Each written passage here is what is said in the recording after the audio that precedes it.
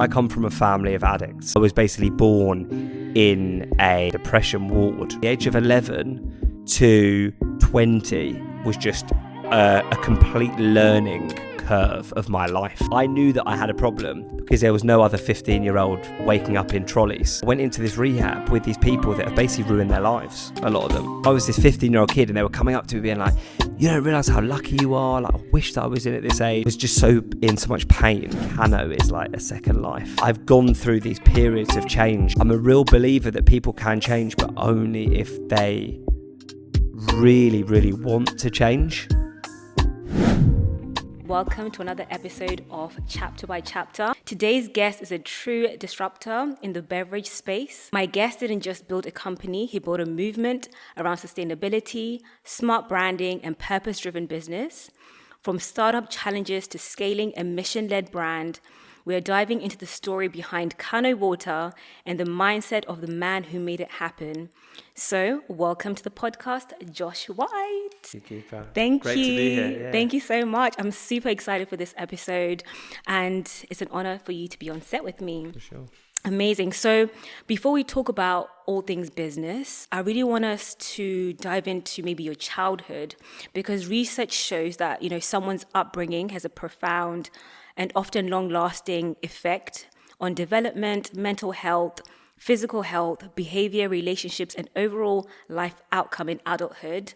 So what was your childhood like, and how do you think it's shaped the person that you are, or the man that you are today? For sure. So, no, it's shaped my life massively. I mean, it's funny, like, growing up, I thought that I had a very sort of conventional background, grew up in like a loving family and, nice house, and sort of came from, I wouldn't say like privileged, but yeah, semi-privileged. And my dad came from nothing. He did very well for himself. And now I've grown up, I've realised how unconventional and how kind of fragmented my upbringing was, kind of later in life, sort of seeing it through the mental health lens of my mum and my dad, kind of thing. And I've kind of learnt that, I guess, later in life.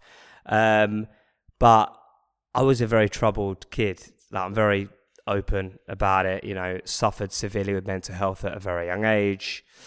I didn't know why, to be honest with you. Yeah, because I was going to ask, how do you know where it came from? Not really. Okay. Listen, I know now that it came from my mum. My mum, I was actually born in, my mum, when I was born, had severe postnatal depression. So I was basically born in in like a depression ward, really. And I think that I've kind of definitely carried that through my life, weirdly unintentionally. At 11, 12 years old, I'm not thinking about, I'm not thinking about my mum's mental health. Yes. But I had severe mental health at that age, at a time where no one really was, like, no one else looking around really kind of was feeling like that. And I think that, I just had a very, very troubled childhood. All I can remember was being very unhappy. Really? Yeah, literally. Okay. So I think that to understand me, you kind of like have to understand the ADHD, addict, mental health side of my journey and my upbringing, which was very much from the age of, as I said, like the age of 11 to 20 was just a complete learning curve of my life, kind of learning about me, understanding my own mental health and journey in order for me now to be the person I am today, which I guess is what your question is. It's like, how did it shape me? Right. And it's definitely shaped me, for sure. Where did the addiction start from? I come from a family of addicts, which I didn't really even know about, to be honest with you, until later in life. One of my cousins was a heroin addict. Her sister unfortunately died, who was my cousin, and my mum's an addict, and all of these things were kind of kept from me up until a certain age, until I sort of learned about it when I started to get bad. So I definitely think it's genetic, 100%.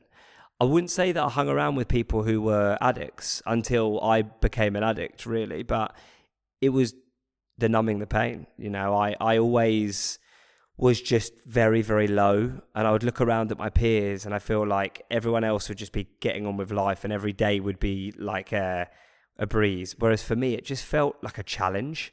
And I definitely think that ADHD and addiction are 100%. Like, I think for me personally, I crave this dopamine and I have these massive highs and these massive lows. And drinking, smoking weed, whatever it was, it just helped take that edge off. And when I was in a bad way, it just kind of numbed that feeling. And, I've been going to AA for many years, Alcoholics Anonymous, and, in the meetings, they talk about like this hole in your stomach that you're trying to fill. And like, that was it. Like, I just wasn't happy. And I kind of would have done everything to have just clouded that and got rid of that feeling. So it started to get worse. And then when I was about 15, my mum got ill. I throughout my life had a lot of illnesses with family members, my grandma, my mum, my brother, and it just progressively got worse, to be honest with you. And it was an escape, it was an out. So like, it was kind of like, for me, it was like, why not? So yeah, it was kind of from the age of sort of 15 to 20, it was me going through this. I went into rehab at 15, which I speak about, and I went in again at 19. But from 12 to 15, it was very much just trying to get rid of, like, I didn't want to live life on life's terms. I just wanted to escape. And then from 15 to 19, it was very much like my journey to kind of learn about addiction and try and stay clean and learn about me. I mean, that's I think that is the most important thing for anyone. Not just addicts, people with ADHD, like everyone is like, how can you find love? How can you love yourself? And how can you just learn as much as you can to be the best version of you in your future? And I always kind of I used to hate life. I used to be like, why me? Because so many people would get ill or so many bad things would happen to me. And I actually look at it now as a bit of a gift, to be honest with you, because I think that I was very fortunate to go through so much as a kid and kind of break through those traumas, which have enabled me to definitely be a much tougher and resilient person today. I just want to unpack that a little bit. So you spoke about the numbing of the pain, and I love that because you were able to realize and recognize that maybe drinking, alcohol, drugs, they would not solve the pain, but they will numb it. And then maybe it might work for a specific period of time, but then when, I don't know, whatever happened, maybe something that's triggered, you then realize, I'm back to square one. So where would you say you were able to recognize and realize that what I'm doing is no longer serving me and I need to kind of, do better and change? Yeah. Listen, I think that I knew that I had a problem. I think a lot of people in addiction, it takes them years and years and years to know that they've got a problem. And there's something called the 12 steps of Alcoholics Anonymous. And basically the first step is basically admitting that you've got a problem and that your life is unmanageable. And a lot of people, they really struggle to get through that. I knew that I had a problem because there was no other 15-year-old waking up in trolleys in high streets and, getting in fights and getting arrested, and that I knew, especially from the background that, that I had. But that was the path that I was going down. And that did lead me to hanging around with the wrong people and doing stupid stuff. So I think that, I knew that I had a problem.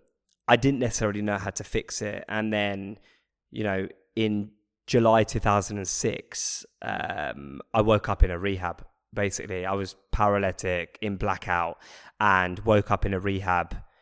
And it was petrifying, it was full of a lot of older addicts. It was the only rehab in the country that would take in adolescents as well. So like I was in like a bit of like I was with these people, but I was in like a separate place. I needed to be like 24/7, like I need to be guarded basically in a way. And I think that I learnt from all these people. I mean, I am a very, very fortunate individual. I mean, I've lost a lot of friends from addiction throughout the years in my recovery, and I've been very fortunate that I came from a very small town in Hertfordshire where a lot of people are in a bubble and they only meet like a select few of like they don't really come outside of the bubble. I've met like thousands and thousands of people through my 20 years of being in AA, and all these people are like, you know, they're from different wakes of life. I never in a million years would have met these people. So I was very, very fortunate. I went into this rehab with these people that have basically ruined their lives, a lot of them. And I was this 15-year-old kid, and they were coming up to me being like, you don't realise how lucky you are. Like, I wish that I was in at this age. And, you know, I was meeting heroin addicts with like holes in their arms. And, you know, I never would have met these people. But they were good people, you know. And I think that, you know, when you grow up in a bubble, there are a lot of stereotypes and this and that. And I just kind of became very open at that age of like, I'm going to give this a chance. And do you know what? My first like 3 years of being clean and sober, I wasn't really doing it for me. I was doing it for my parents, and I was doing it because I was so scared that I was going to end up like these people. And actually, it's similar to what you sort of said before. I ended up relapsing when I was 19 on a different drug, laughing gas. What's relapsing again? It's like I used again. I basically used a drug. Okay. So that was classed as a relapse, and it's because I wasn't doing it for myself. And what you said before was really interesting, is like what drugs and alcohol, buying cars, buying anything does. It's just a short-term fix. You know, it's just changing the way that you feel, really. And it's not, you should never do it to kind of actually fix a problem. Like if you want to buy a car because you can and you're proud of yourself, then do it, but don't do it because you want to change the way you feel. And that's everything that I kind of would do. And when I came out of rehab when I was 15, I basically was just sort of doing it to appease others and not myself. So it ended up basically just not working. But it was definitely the beginning of change. You know, I talk openly about like, I feel like I have a few lives. Talk us through those lives. Like, no, I just feel like going into rehab at 15 was like, I think anything before that, I kind of just sort of disregard, weirdly. Like, I was just so in so much pain. And then, like, Cano is like a second life, really, when I started Cano. But I've gone through these periods of change, and I'm a real believer that people can change, but only if they really, really want to change. Otherwise, you basically are just in like your own echo chamber in your mind of like kind of just being this person that basically just doesn't necessarily just like either being the victim or just kind of going in a circle constantly. And I've been very open, like, where can I change? How can I change? What do I do? Because I hated life so much that I would have done anything. So it's kind of like that 15-year-old me is really where the change started. Change comes when you want to change, but I think it starts with the mind. It starts with a mindset. So is there a point where you were like, okay, I need to change. I've seen something drastic, so my mind needs to shift? Or is it a thing where you were like, okay, I'm 15 years old, I've got a whole life ahead of me. I'm seeing these people come up to me and say, I wish I was in your shoes. Maybe I should tap into what they're saying and change it for myself. So what was that mind shift or mind switch that made you want to change? It's a really, really good question, because it's something that I've thought about for many years. Like, what was it that actually, because I was a bad kid, you know, like I was just on the wrong path, and I was kind of going down a route that I would have either have taken my life or ended up in prison, really. Like that was, so at 15, really, I didn't have the mentality of like, oh, I want to be like that person. I didn't have any like idols or heroes. I mean, I was obsessed and still am obsessed with music, art and fashion, basically. So like I was obsessed with hip hop music, like from like the earliest of ages. And basically when I kind of got kicked out of school or got suspended, like I would just teach myself how to DJ hip hop music and graffiti, like Wow. just completely obsessed with. And I went to do some art, and then like just fashion, like just culture, basically culture. And I think that really helped me, if I'm honest with you. I think that was something that kept me a little bit out of trouble. And so it wasn't anything or anyone. It wasn't anyone, but I definitely think that that all of these things really helped me, because I wanted to be a DJ. You know, I would have loved to have been an artist, and I studied art. And I think that hobbies really, really helped me, because I was in no state of mind to kind of make the right decisions, in all honesty. I still to this day don't know whether it's something inside of me that I was born with that allowed me to get back on the path and navigate my mind to do that. But I've always had, and I definitely think this is an ADHD thing, I've always had a bit of a creative, erratic, crazy mind where I come up with crazy ideas, or everyone will be going down that road and I'll be going down another road because, like, why not? Kind of thing. Exactly, yeah. I always want to challenge the craziness. If someone says that something's a stupid idea, I'm the first one to turn around and be like, but is it? Yeah, let me show you. You know, exactly. Yeah. So I think that my mindset was one of like, I could be successful and I could do greatness, but where I was heading wasn't. And actually, like, a pivotal part of my life actually was when I was 17 years old. Something happened at my house, basically, where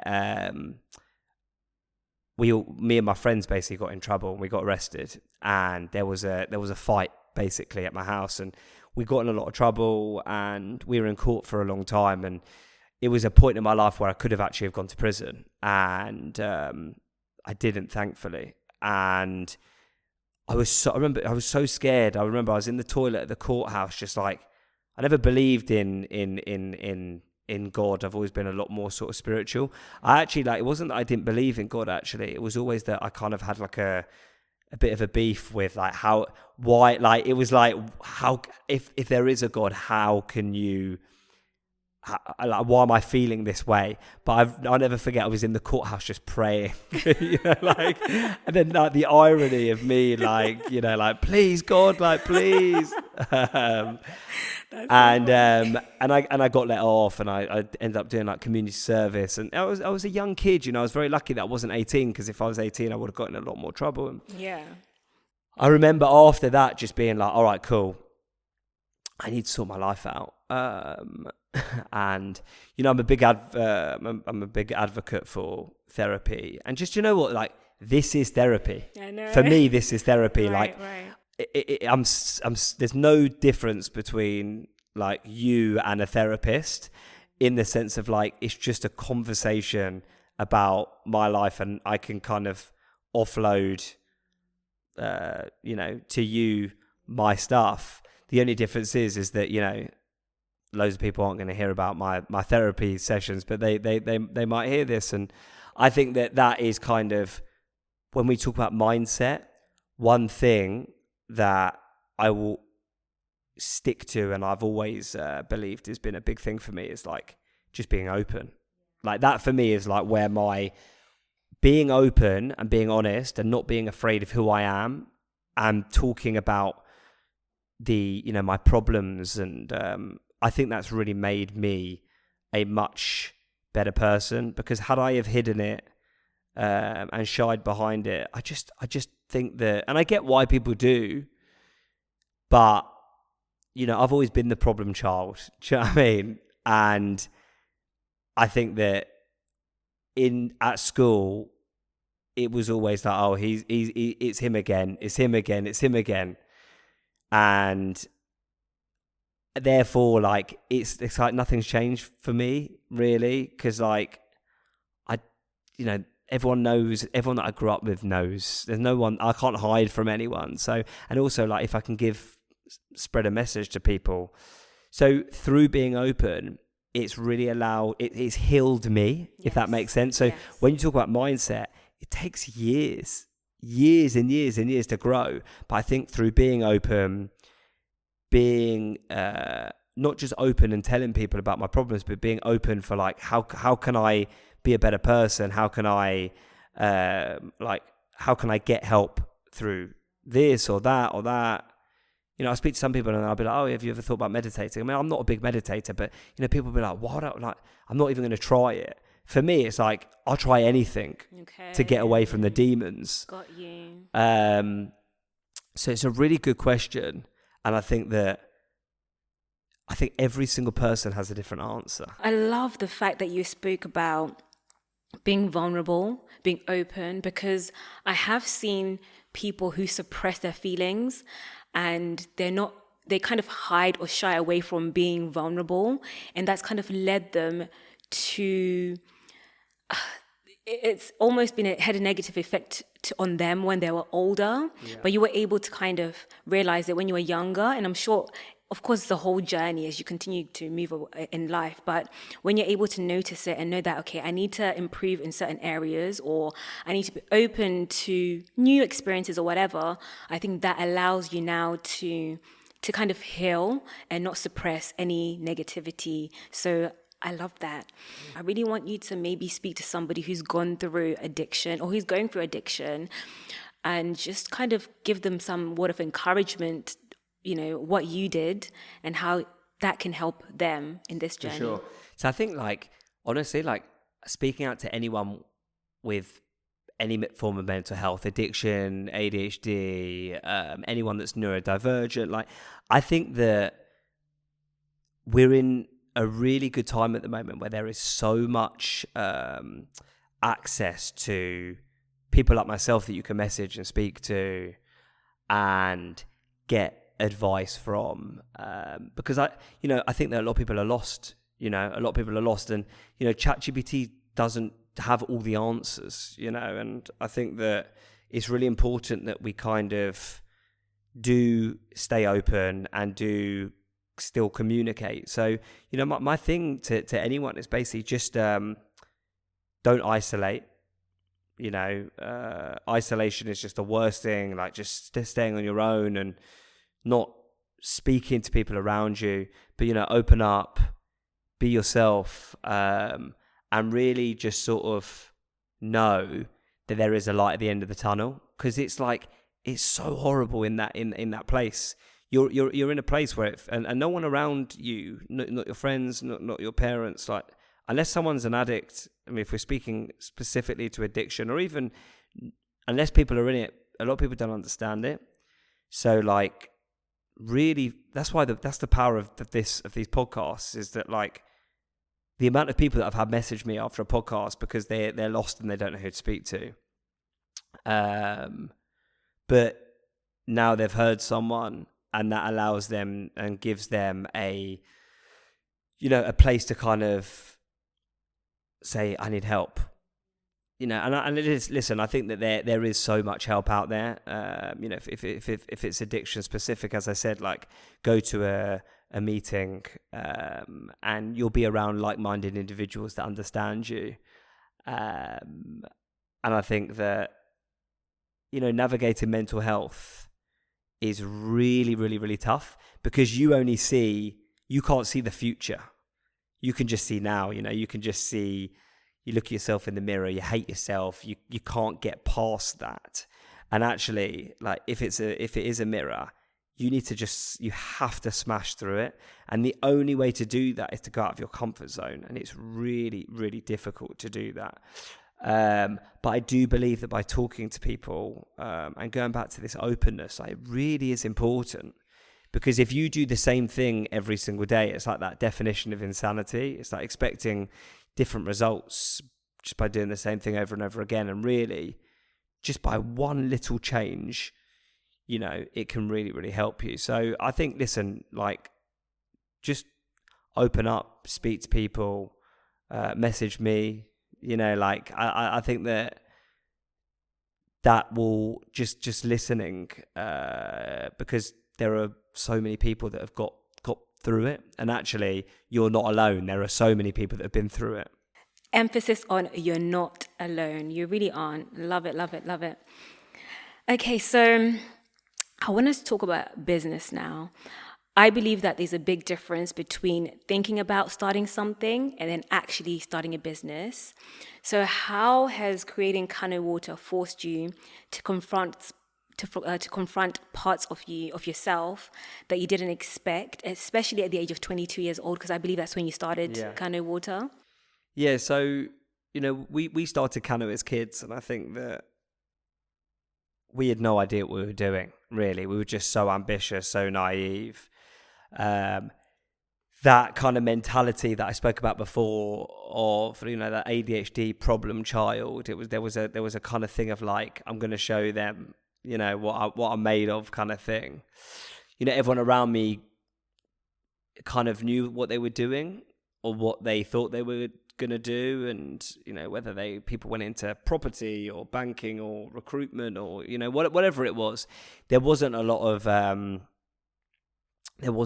sort of creativity around me, really. Funny enough, like a lot of my sort of close friends were like creative. It's funny actually, like I feel like over the years, me and my friends kind of found each other.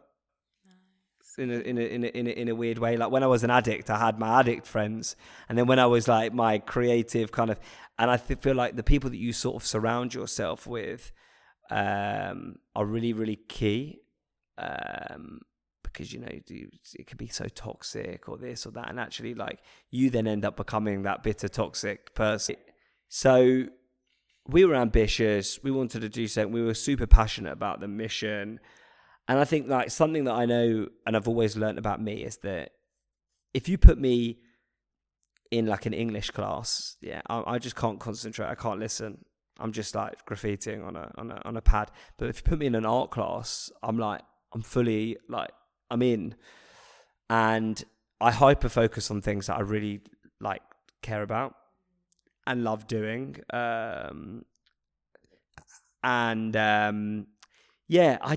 I just remember right at the beginning just being so obsessed with trying to make this happen, and so like nothing was stopping us. Okay, nice. And at 22 years old as well, that naivety was so key, because we kind of just, because we didn't know what we were doing, we were kind of ripping up the rule book and just doing it as we please. But I think the main thing was just I had a business beforehand. The business was a failed business. It was an events company. I loved it. It was my first sort of taste of failure and like kind of like a bit of entrepreneurialism. So I knew that I kind of wanted to do something else, but I don't know, just felt like I'd found it. And, the answer to your question around idea versus reality is Cano could have just been another idea. True. But I think the three of us really kind of made it happen. And it is difficult to start. It is difficult to start a business. It really is. A lot of people underestimate how hard it is, especially in today's world where everything's a lot more expensive. And, there's, it's difficult. If as a young person today, like, it's very, very difficult to kind of buy a house or do a lot of these things. Like, it's difficult. The world is expensive, so starting a business is very risky. And I think that it's funny, like our slogan is don't bottle it. And my view is actually you've just got to do it if you believe in it. And that's the reality, but it is hard. But what makes it hard? I think the thing that makes it hard is, first of all, doing it by yourself is really, really like you're arguing with your own mind. Knowing how to do it and knowing who to speak to and where to, like, are you doing the right thing or the wrong thing? I think tools like, I think AI is amazing, but I also think it's really dangerous. I think that AI is giving everyone the same advice, whereas actually, like, for creative people, and I read about this the other day about how, like, AI is the enemy of ADHD, because it really is. Because my biggest thing is creativity, but every time I use any form of AI, it's sucking out my creativity, and putting like the norm on paper. And like, I've never been the norm. I've always been a very creative, different thinker. So I think that, like, you know, AI is great for, like, I would say, like, the first steps, like, how do you trademark a business, a name? How do you register a company? You know, how do you open up a bank account?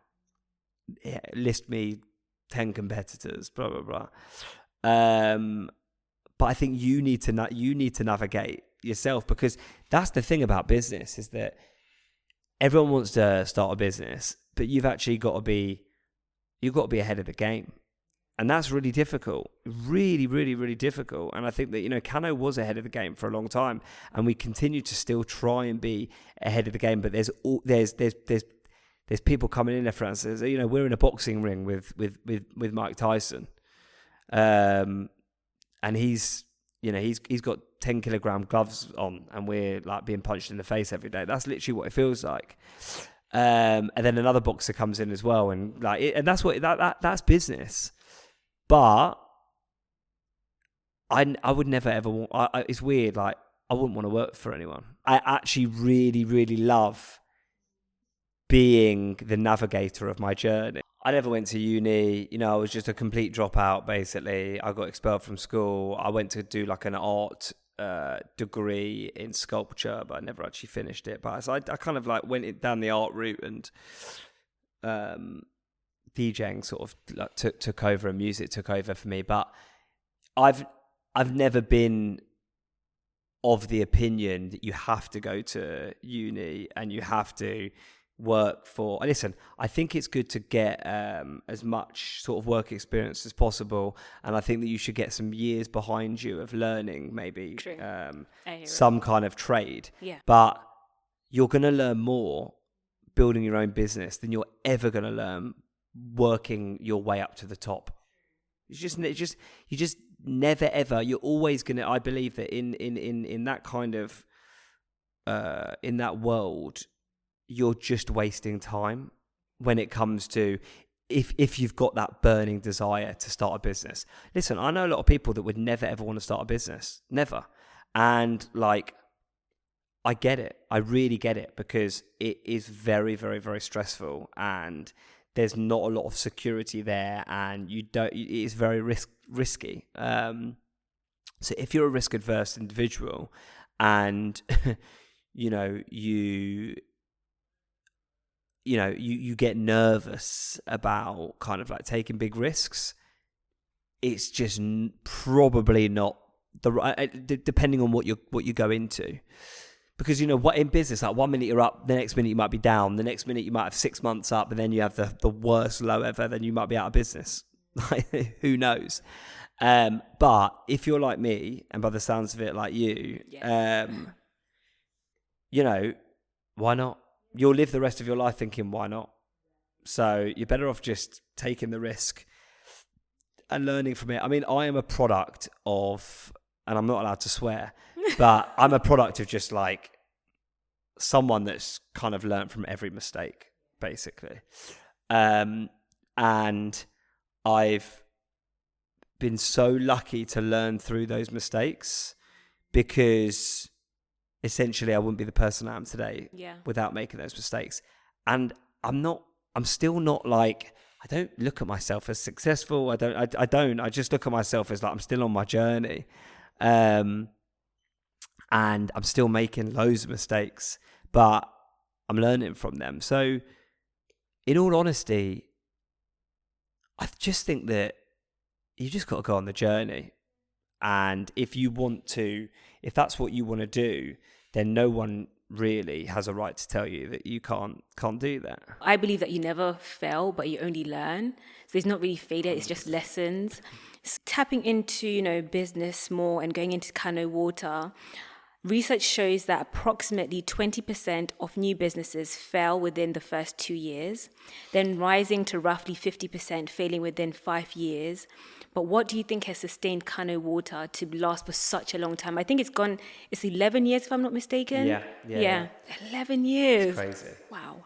You know what I think it is? I think that we defied the norm. Like, we really, really defied the norm. Like, we found a real big problem and we created a solution. And I think that solving a problem is super important. I look at a lot of brands that are big brands and have done well, but some of them just haven't. They've kind of like petered off, and mainly I think because like they just weren't purpose led really, and they kind of just they didn't really have their own identity. And that's the other thing as well, is like, brand is like massively important. And between especially myself and Perry, my other co-founder, we are so obsessed with brand and culture. We've always, been very, very obsessed with that. Perry, my business partner, he does a lot with the streetwear brand Chpter. And the Chpter guys are actually investors in Cano. And, I look at brands like that as like brands of the culture. They've been around for a long time. Like, they really, really are kind of like, they're embedded in the community and the culture.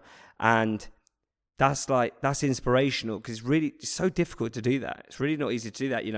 I feel like there's thousands and thousands of brands out there. So it's like, how do you really kind of embed yourself in being part of the culture over the years? It's kind of like, how do we create something that's like iconic, that can kind of live forever?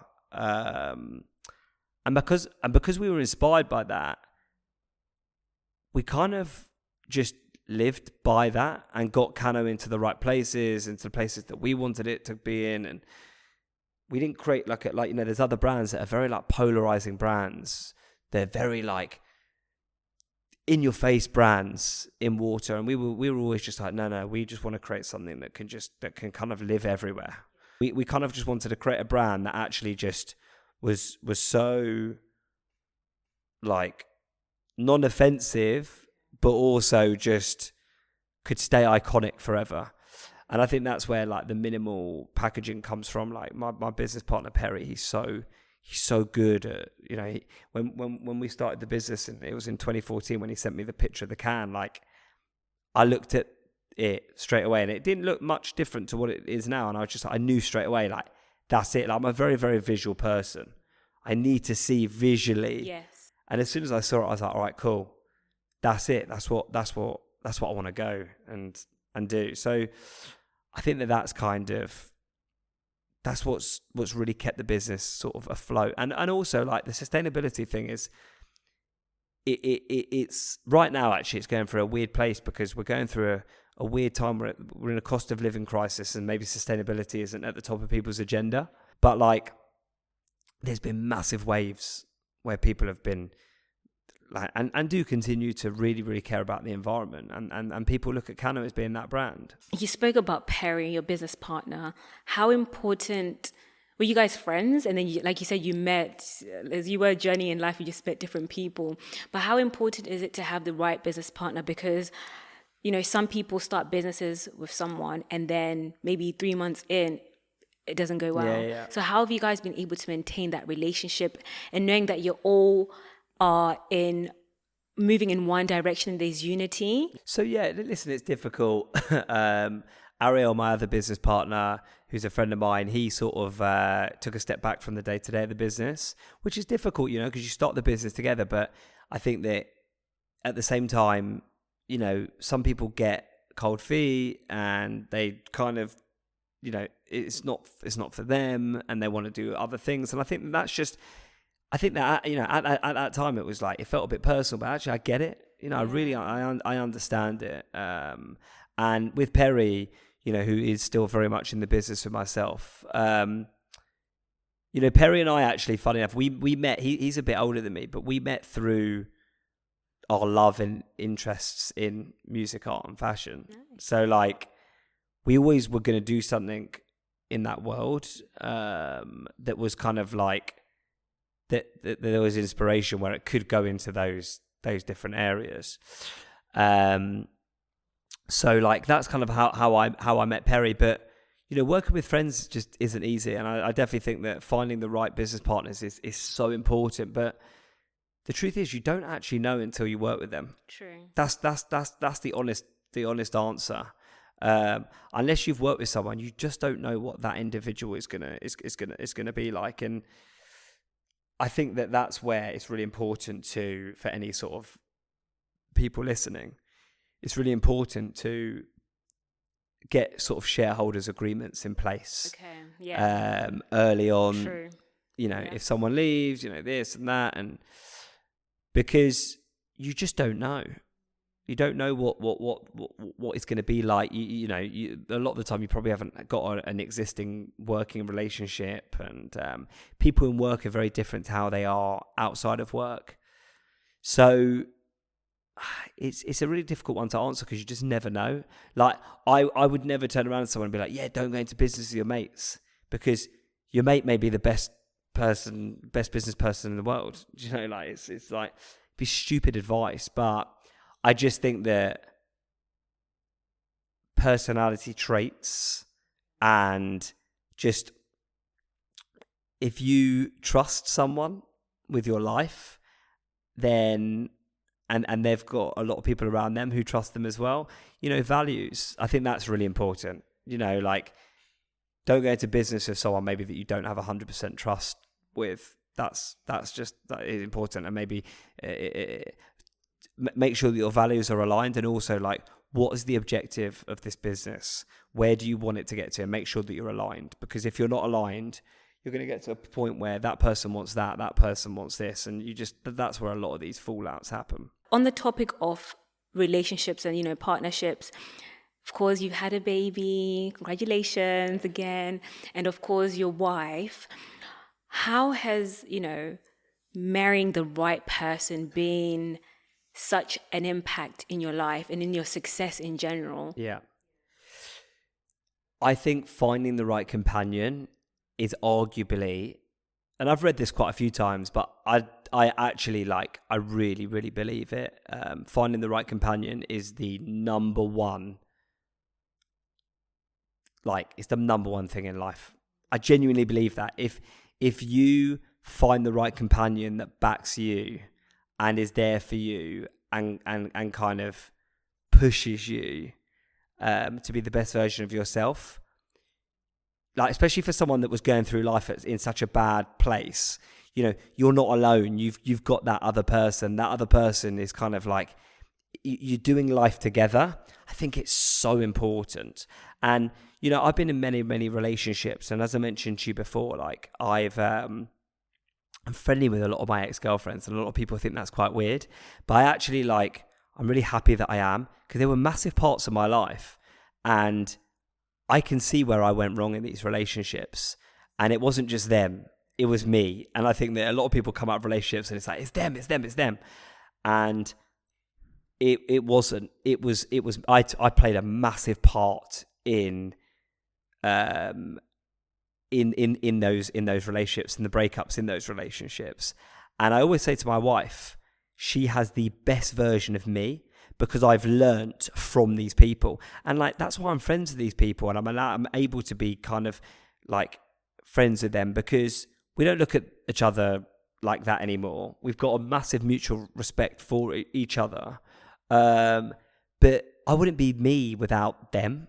And they were massive parts, and their families were massive parts of my life as well. So I kind of try, and this is really from my my addiction world and being a bit more spiritual. It's I don't want any resentments, and I want to, and also like part of the 12 steps of Alcoholics Anonymous, like there's a whole part of it where you have to basically admit your faults in things and actually like also make amends and say sorry for the things that you've and the hurt that you've caused. And I've had to, I've hurt a lot of people, and I've had to go around and actually say sorry to these people and kind of, knowing that some of them are probably just going to tell me to, to F off. I didn't say it. But, and I think through that, I got a mutual respect from them. And my wife has been very respectful that, like, and listen, this is all that she's known, that I've these people are in my life, and some of them are at our wedding. I mean, we're talking about 3. I mean, it's not like 15, do you know what I mean? But my wife is just so amazing, and I'm so happy that I chose the right person and that she chose me,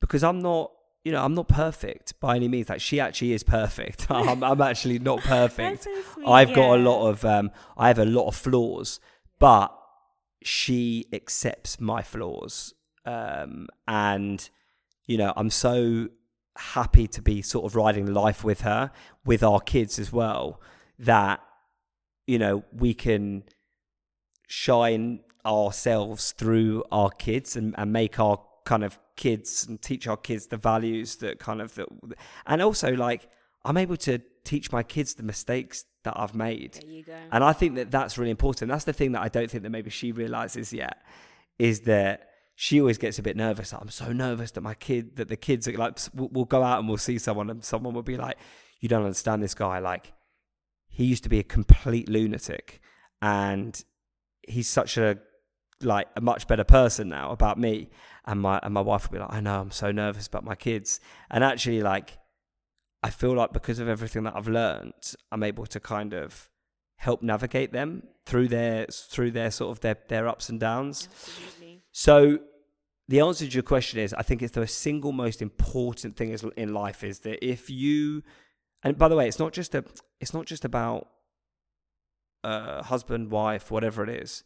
It's about friendships as well, because some people might not want to get married or have kids, but I've learned in life that the people that you surround yourself with are just so important. But for me, with my wife, the person I'm spending literally every single day with, it's really, really important. So, honestly, I'm blessed, really blessed. Amen. Yes, you are. Yes, you are.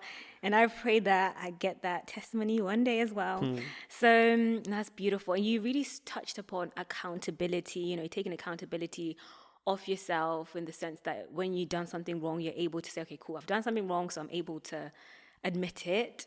Is it the 12 A's you spoke of? Is it the 12 A's? The 12 steps. Yeah, 12 yeah. Exactly. So do you think, moving on just to talk about brands a little bit more, do you think that brands should be held morally accountable in the same way individuals are? And then, what's your reasoning behind that? Yeah, no, definitely. I mean, I think that a lot of brands kind of say that they care, but they don't. They just care about, like, the money that's coming into their pocket. So I think that, they should be made accountable. I don't think that,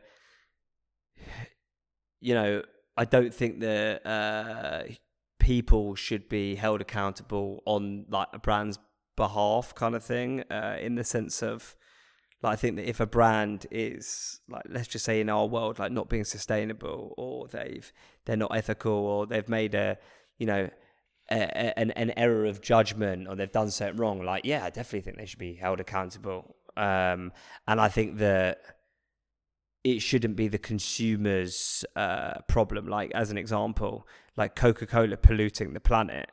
Some people will turn around and say, oh yeah, but it's actually the consumer's problem.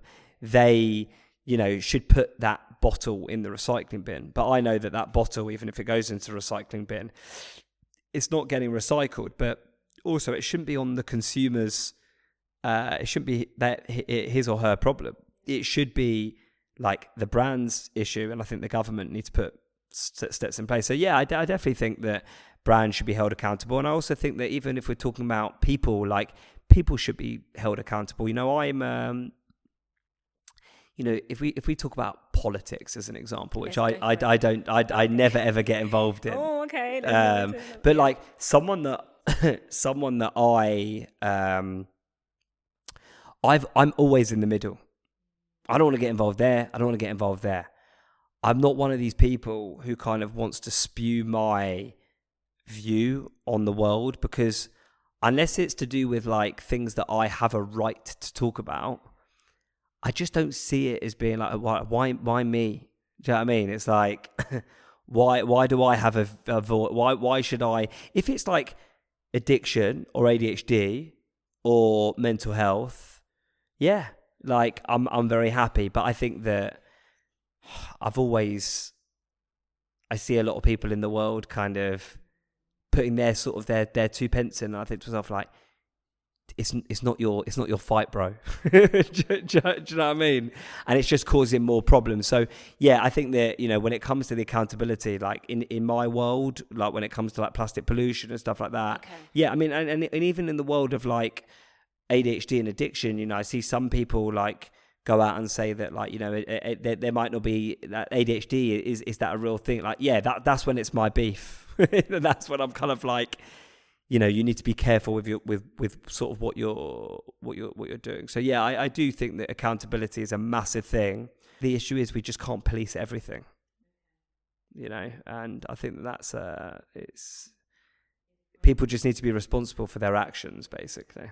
If Cano Water was to disappear tomorrow, what mindset or behavior you would hope you would leave behind? It's a really good question, because I think it's something that I've thought about many, many times. I've just named my son Ocean. Yeah. And the reason I named him Ocean is because I always wanted to name one of my kids after my first ever purpose, which was Cano. And obviously everything's about the oceans. And his middle name is Wild as well, because I was a wild, crazy kid. So Ocean Wild.